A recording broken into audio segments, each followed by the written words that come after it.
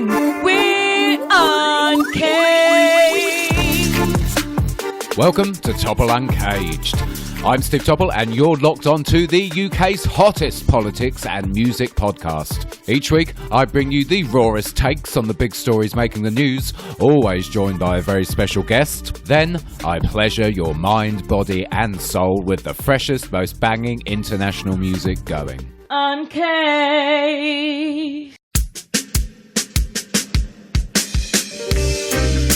It's life. The power of the energy, the power of the frequency. Celestia energy, Celestia frequency. Emmanuel Jesus. All things rise and passed away. Just the flow of life and change exists that day. My guest on today's show is one of the most respected, one of the most influential, and one of the most prolific artists of the past 2 decades. To say he blazes a trail with his music would be doing his music a sore injustice, in my opinion, because he produces some of the most conscious work going, not least with his latest album, which has just dropped in the past week. And again, to say it is a stunning project would be doing it a misjustice. It is absolutely fantastic, but we will be getting into that and all sorts of other things in the main part of this interview. I'm very, very, very excited to have this guest on. I've wanted to have him on for ages, but the fact he's released an album is perfect timing because we can talk about that lot. So it's my pleasure to introduce for the first time to the podcast the incredible Lutan Fyah. Lutan, thank you so much for coming on to do this. I'm very, very humbled and very excited to be able to speak to you. Yes, greetings one and all. I'm thankful for the privilege to be here with you today to talk about the music and the Lutan Fyah, the world at large. Yeah, give thanks. Respect to all the people who tune in now. And I hope you enjoy this program today. I think they will, because Lutan, you are always amazing, the interviews I've listened to you doing, so I think it's going to be great. And we are here to talk about the music and everything else surrounding it. I want to do a bit of housekeeping, I suppose, because we're kind of getting towards the end of festival season, and obviously you've been out here, there and everywhere. I mean, how's it been for you this year? Because the revival movement in itself has kind of been blowing up quite a lot this year. There's some artists who are doing great things and making a lot of noise and getting themselves heard.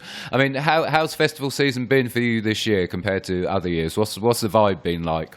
Oh, festival season for Lutan Fyah this year, 2019. Most of the time I spent in Jamaica, we did not do a lot of shows. Ah, okay. We were spending the time in the studio trying to fine-tune this Longest Livah album. And then we did not go out this year a lot. We went to Texas and we also went to Texas. That's the only place I think we did this year. Okay. Yeah. Was that strange then, not being out on the road this year? Mm-hmm. It's kind of strange, but music is life and we'll continue to do this and forever. And music is here to attract the people, and I think when the time is right, they'll call Lutan Fyah.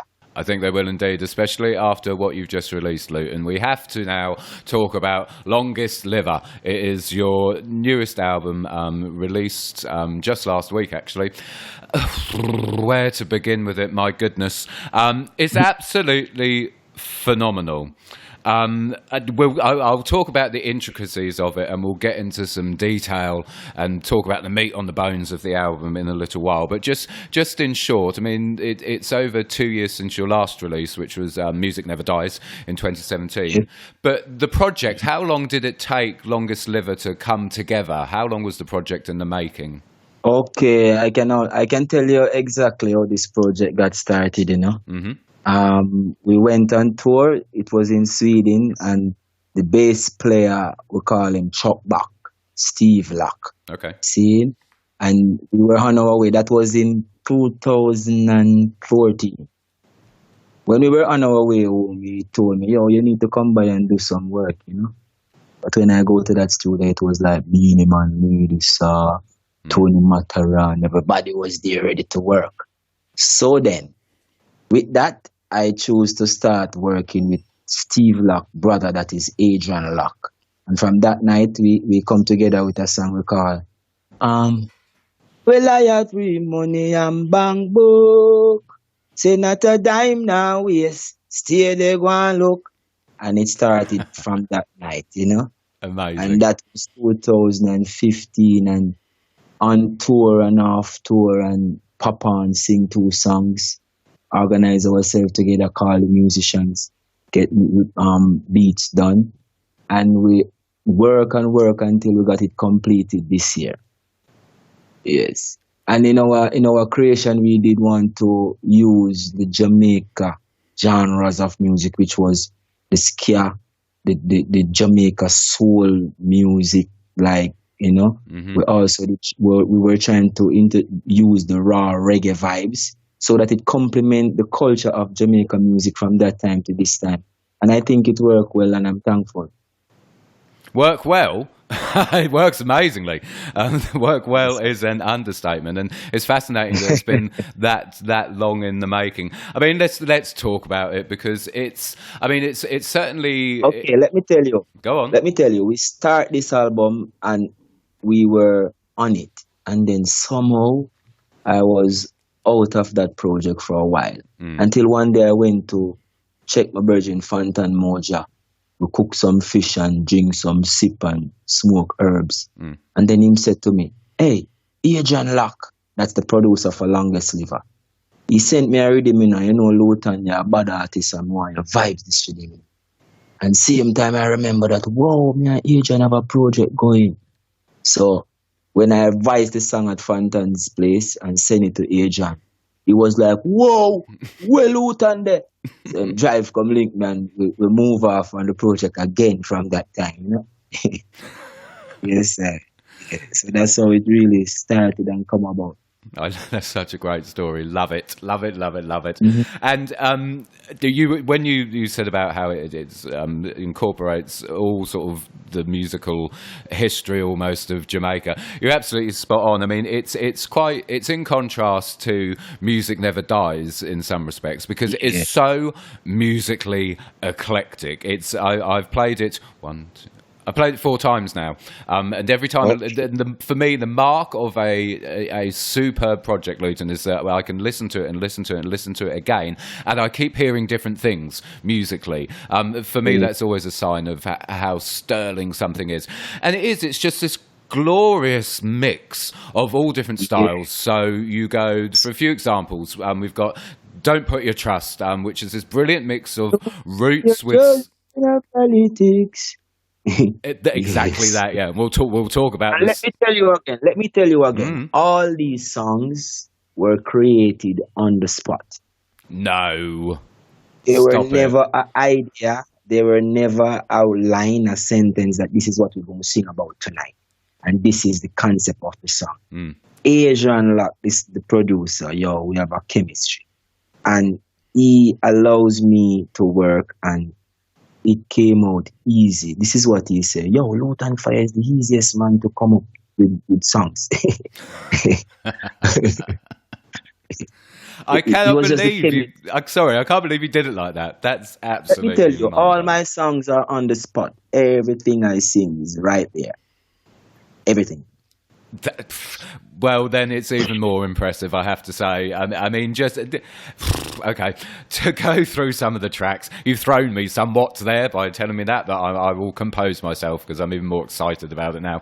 Some of the tracks, Lutan. So Don't Put Your Trust, as you just wonderfully sung for me just then. It's this brilliant mix of its roots with some more traditional Afrobeat, and I'm hearing some calypso elements in there.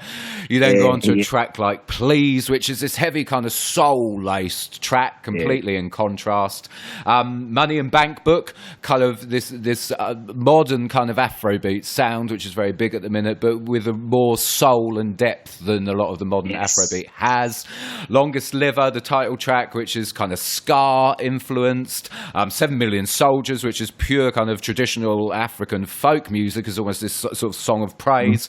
And then Sing Praise, which is more traditional roots. You then go into All For You, 2, which goes into lovers rock territory with these kind of soulful doo-wop vocals. Meant to Be then just mixes everything up completely, and it's like a modern R&B track, which puts me in mind of kind of Chris Brown and Neo. And Never Say Never, which is a brilliant track with Beanie Man, this kind of pop reggae infused track. And it's just this kind of melting pot of different styles. But what you have done so masterfully on it is none of it feels out of place. It is all perfectly positioned, perfectly constructed. Everything works well together, and it feels like it's meant to be this fusion of music and fusion of genres and fusion of styles from all across the world. But as you say, all which also have their basis in Jamaican music. It's perfection. It's absolutely fantastic. Thank you, man. Thank you, man. Thank you very much. I mean, I'm always fascinated when an artist goes from doing a project like Music Never Dies, which has more had its basis and roots, to doing something so musically diverse and eclectic like this. Was it a conscious decision to do something that was this sort of experimental and this fusion kind of project, or was it how it came out, or what was the process behind making this kind of record this time? The process is that, as we started out, you were mentioning the new revival and the new sound that is coming out. Plus I spent some time in Africa, and I hear a lot of sweet sounds, which they call Afrobeat. Yes. And then I see the change right across the world, where the genres of music are mixing and creating a contemporary sound, which they call the same genre. Like reggae, they would do dubstep, and to me, it's a piece of reggae kind of, So yeah, it is, absolutely. Yeah, and the dubstep is getting huger and huger every day. So with that, now I come into my conscious self and say, well, Lutan Fyah for years, you've been doing a kind of music consistently, and then the people appreciate, respect what you do. So now you may have to sing more, you may have to sing and dance more, you may have to try some mentor, some other things. And this producer, Asian Lock, he was up to my idea of just creating something, feeling contemporary, but it is our roots and culture. And that's exactly what you've created. I mean, do you think it's important as well for music and artists who have their basis in roots? Do you think it's important to diversify like this, to keep trying to push the message on different platforms and appeal to different sort of ears and different people, as it were? Do you think this is the way forward? Yes, I think we should incorporate different sounds that attract different people in our music. Knowing that our reggae music is worldwide and people love it, but the new fans of music today, they want to hear the sounds that they like. And for us to be continued attractive to them, we have to do what they like. Not to change the root of what we are doing, but to connect with the people through the music that they like, you know what I mean? Because it's a message. No, exactly. Yes, I think you're correct, absolutely. And but I was chatting to, I had Third World on a few weeks ago, and I was chatting to the guys from Third World and talking about their sort of development as a act over the years. And of course, back in the 80s when they sort of blew up, they got a lot of criticism from mostly American journalists for mixing roots and soul, didn't they?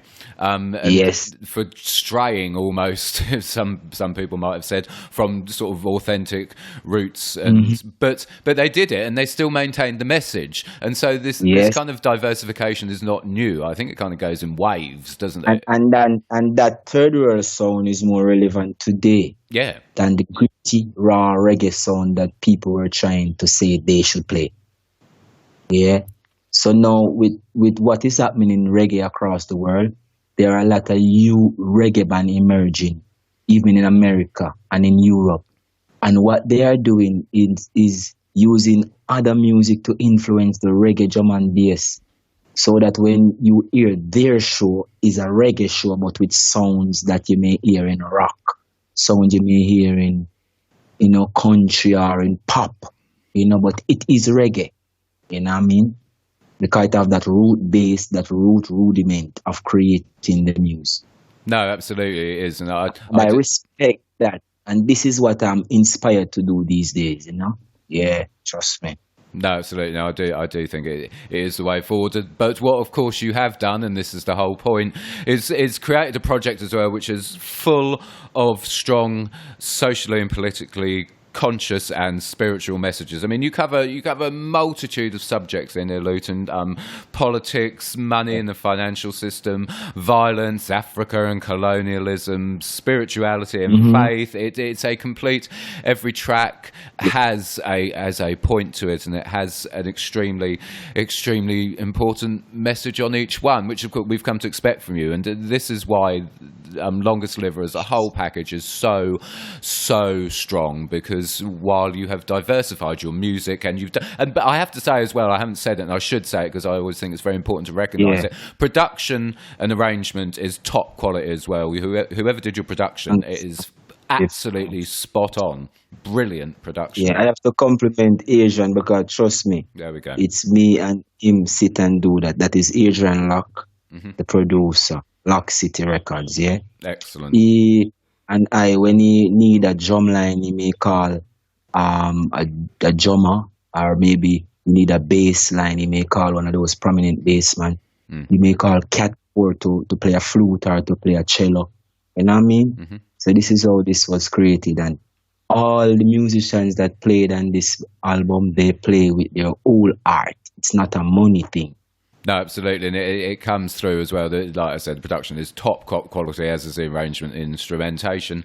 But very, very, very conscious, as I said, lots of messages in there. Don't go anywhere unless you're grabbing yourself a tea, coffee, or any other form of refreshment, because me and Lutan will be back in just a few seconds. I mean, with the way the world is now, Lutan, and for me, there's more political and social chaos, if you like, than I think we've had in the past few decades. And you've obviously been an artist for several decades now. Do you think the world needs roots-based music that is conscious and that has spiritual and social and political messages? Do you think the world needs it more than ever? At any point in recent times, is the need for it greater now to have music which is going to help people understand what's happening in the world and the path they need to be on? Yes, I really do think the world need this conscious sound. Because if you check the history of this music and time, when this music was played all over, popular, and people like Bob Marley was around, Burning Spear was more active. The world was more a peaceful place, you know, because reggae get attracted to the world right after the Second World War, when people are in turmoil mentally, emotionally, and in stress. So when they hear this reggae sound, it kind of ease the pressure that they face in their day-to-day life. And this is what the world needs today. But if it is not attracting the younger generation, it won't work. The music have to be played in a kind of way that magnetize young people.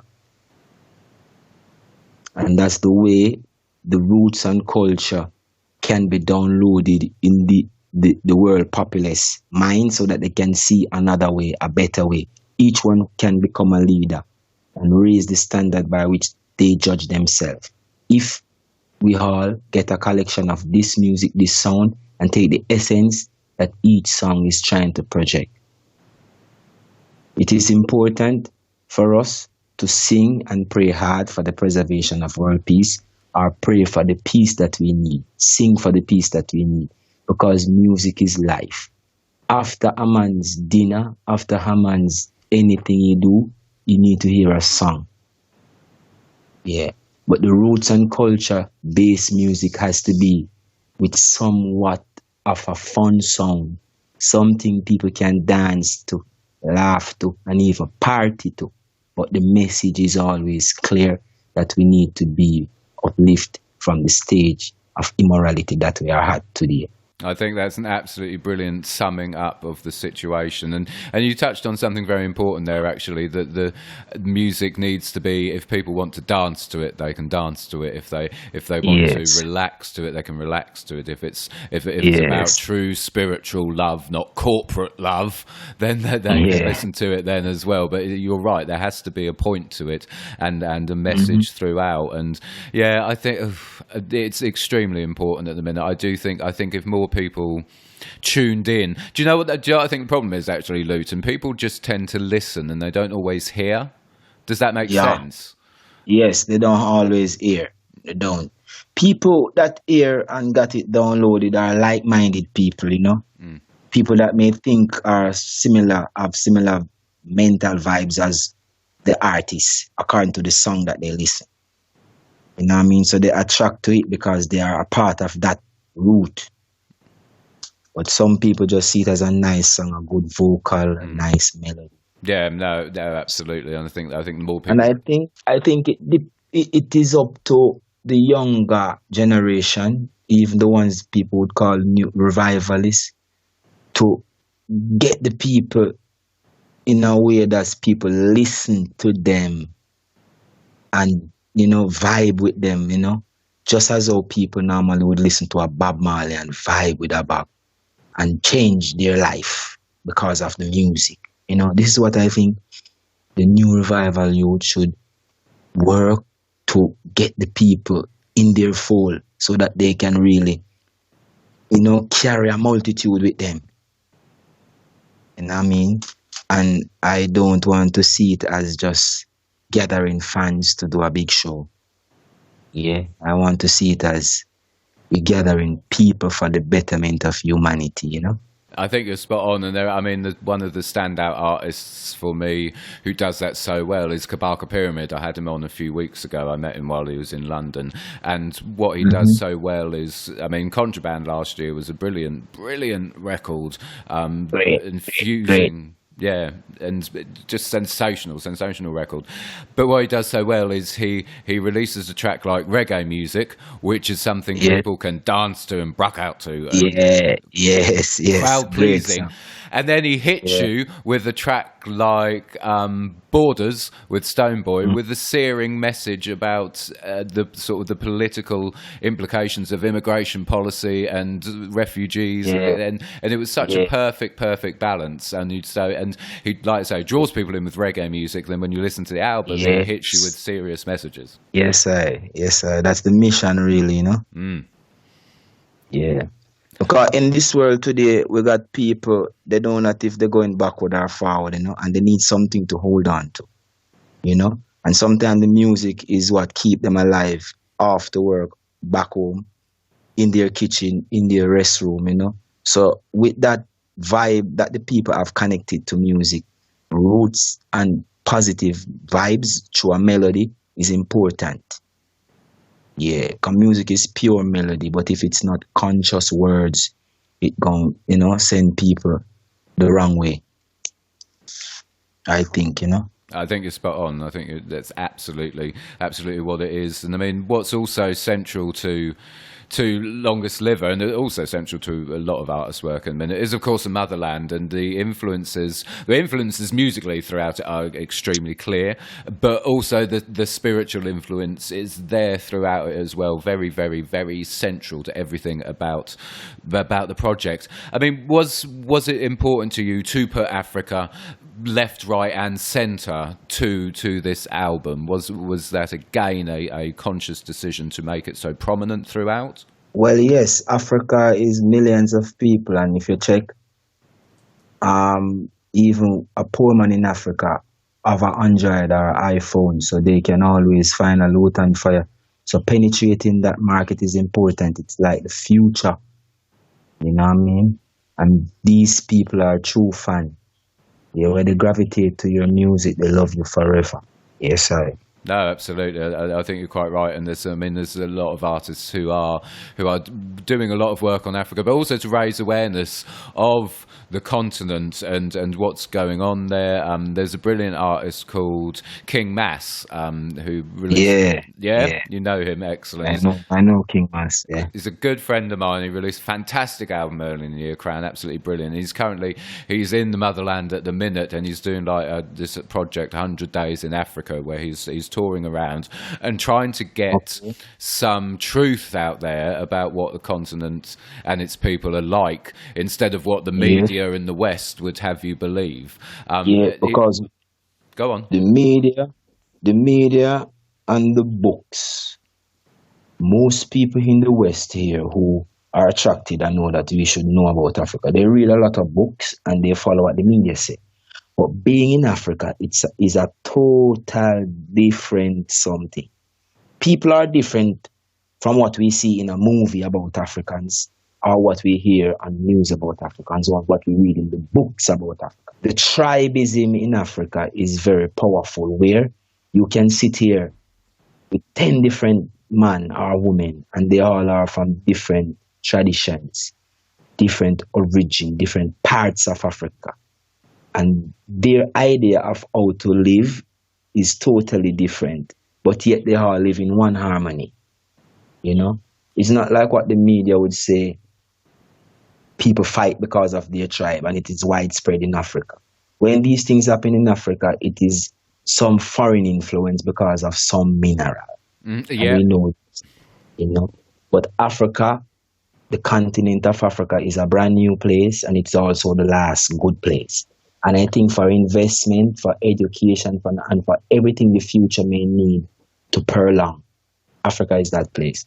No, I think you're spot on. You made a really, really important point there, actually, which sort of triggered a little thought in my mind. I mean, you said about it's usually when there's warring issues in Africa, it's usually due to foreign influence about minerals. And that is exactly so. I mean, I always say that Africa is still under the sort of shackles of colonialism, but it's more corporate colonialism now, where you have economically, Africa is under control by their colonial masters. Each country is run by the people who were their masters back in the time.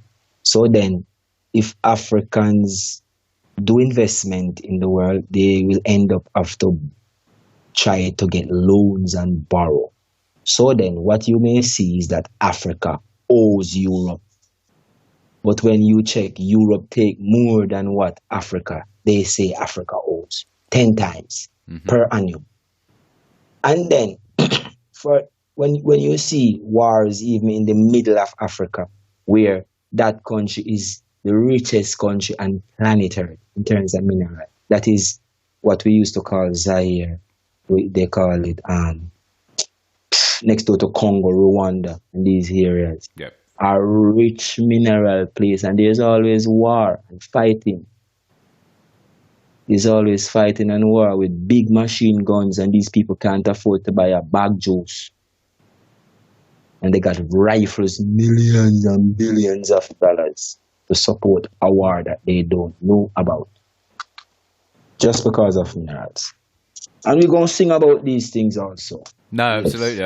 I think you need to. Yeah, it's such an important point, and that the actual reality of what's going on is quite, especially in the UK, it's lacking in the media, the actual true situation. But I mean, I always say that, and people don't realise this, one of the UK, I think it's now the second biggest export the UK has is precious metals and minerals. We ain't getting them in this country. We're pillaging them from Africa and then selling them through the London Stock Exchange is what's happening. Yes. And then if the world was conscious enough, no one would have a Android or an iPhone.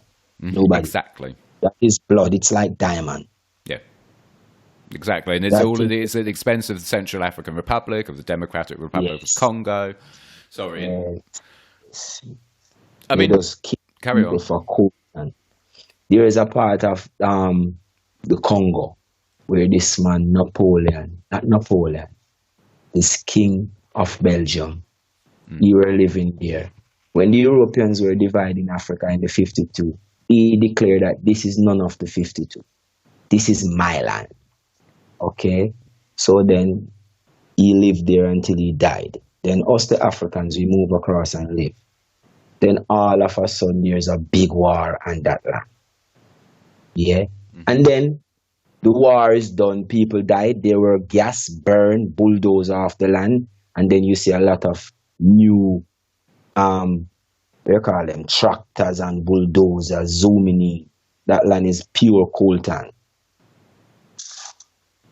So what they do, they create the war to wipe the people from the land, then they take the land to make iPhone and Android for us to use WhatsApp and Skype.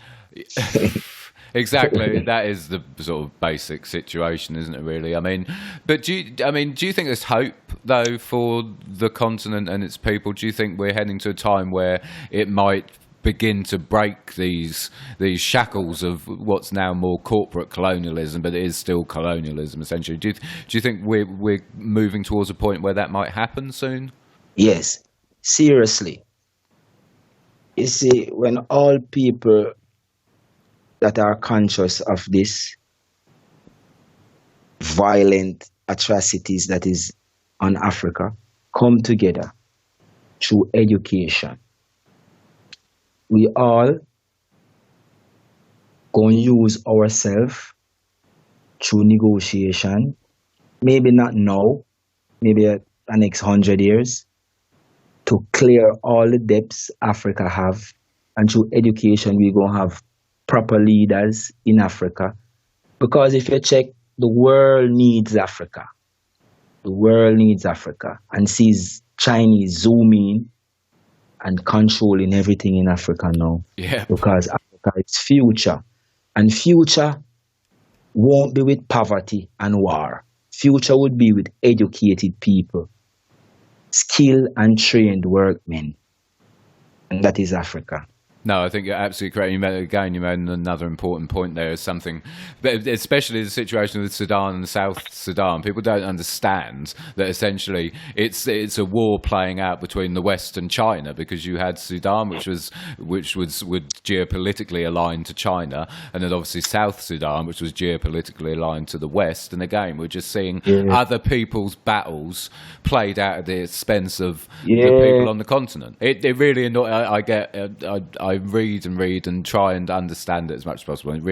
It's really an infuriating issue for me. It's like the world has never moved on. But I want to sort of change subject a bit here, Lutan, and I want to pose. It's probably a difficult question actually, but I'm going to be cheeky and ask it. I mean, you've had such an immense back catalogue, and it's hard to pinpoint for me what exactly is sort of your standout tracks over the years, because it is huge. But has there been any one project or any one album or any one track for you which you think has maybe sort of summed up you as a artist, but as a spiritual being as well, that has summed up you the best? Is there anything that stands out for you which you think, that was kind of my pinnacle? I have a song I call Perfect Storm. I think that is a summary of my Longest Livah living. It's not on the album, but Perfect Storms, it expresses how I feel about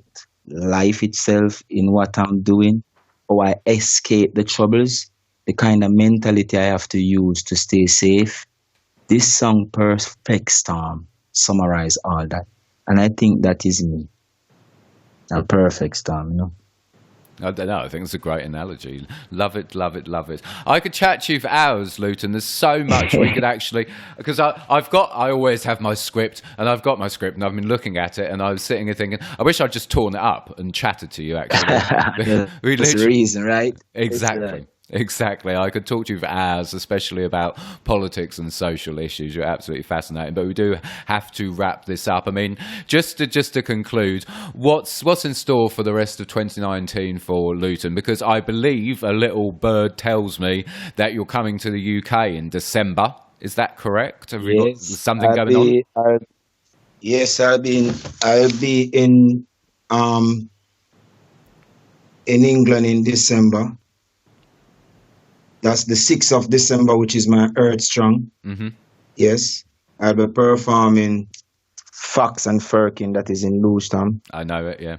On Fire Live, I'll be there on the 6th for my Earth Strong birthday. I never did this, but I chose to come to England because I know England is like Jamaica plus. A lot of people may like Lutan Fyah music, but never seen me perform before. So I'm trying to forward there to just express on my Earth Strong. That sounds absolutely fantastic. I'm looking forward to that immensely, and I will have to see if I can get down there to see that. So absolutely brilliant. It's Fox and Firkins that is in Lewisham, 6th of December, Lutan Fyah Live. I would love all the people who love Lutan Fyah music to come and pack up the place and bring a friend with you, you know? There we go. Lutan has told you. Fox and Firkin, Lewisham, 6th of December, gets there. That is going to be amazing. Wow, Lutan, thank you so much for coming on the show. I mean, as I said, Longest Livah, it is absolutely sensational. I would urge everyone to download it. Links to download it will be, of course, in the show notes to this, as will all the details about Lutan and hopefully some details of his UK show, 6th of December, Fox and Firkin, Lewisham. Excellent. But for the minute, Lutan, what an enjoyable interview. Thank you so much for coming on the podcast. I really appreciate it. Yes, respect, and thanks for having Lutan Fyah. It's a privilege. Respect again. Yes, I. And then the people can find Lutan Fyah at Lutan Fyah Music, that is Instagram, and on Facebook, that is Anthony Lutan Fyah Martin. And you can find me through my management team, that is Mind Blowing Production. Email address is ness@mindblowingproductions.com. Ness, Ness, at mindblowingproductions.com. Find me, locate me. We can make music, we can do business, we can have fun musically. Blessed love. What more needs to be said? Lutan, thank you. Respect, Jaliv. Goodness gracious me, what a star Lutan Fyah is. I had such a great time chatting to him. He's so insightful and so passionate about everything he does, from music to his social views to his spirituality. Absolutely fantastic guy, fantastic artist, and fantastic voice of the people as well. Brilliant, brilliant, brilliant. Loved every second of that, as I did his new album, Longest Livah. And here is the title track from the album. Check this out, it's absolutely amazing. It is Lutan Fyah with Longest Livah. Lutan Fyah, Longest Livah. Check it out. But I never will bow, no, cause the longest liver prevails. You try to make your power show, but the longest liver prevails. Lord, discriminating and you think I don't know, the longest liver prevails. Lord, Lord, gonna reap what you sow.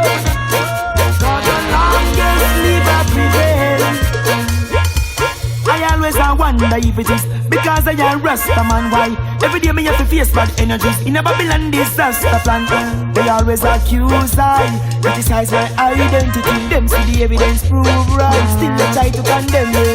One look at my ID, they use their thoughts and brutalize me.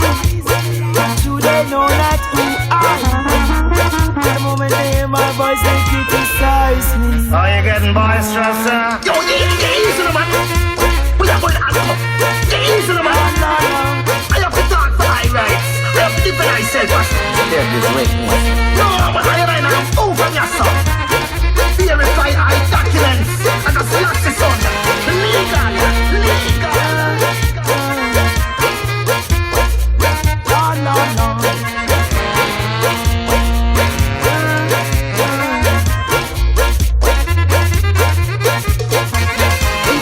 But I never will bow, no, cause the longest liver prevails. You try to make your power show, but the longest liver prevails. Lord, discriminating and you think I don't know, the longest liver prevails. Lord, gonna reap what you sow, cause the longest liver prevails. Lord, is it the just when I stay man apart? Me complex and me look too dark, because I don't speak on your talk or through the signature, you know things that me smart. You see my turban, what you think that time to rope on? My eloquence is not good enough.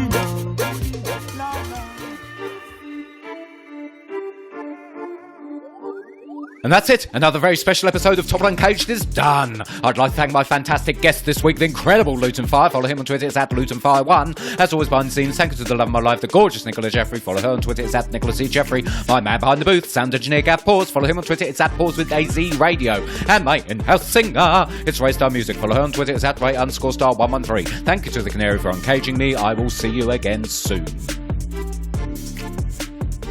Uncaged.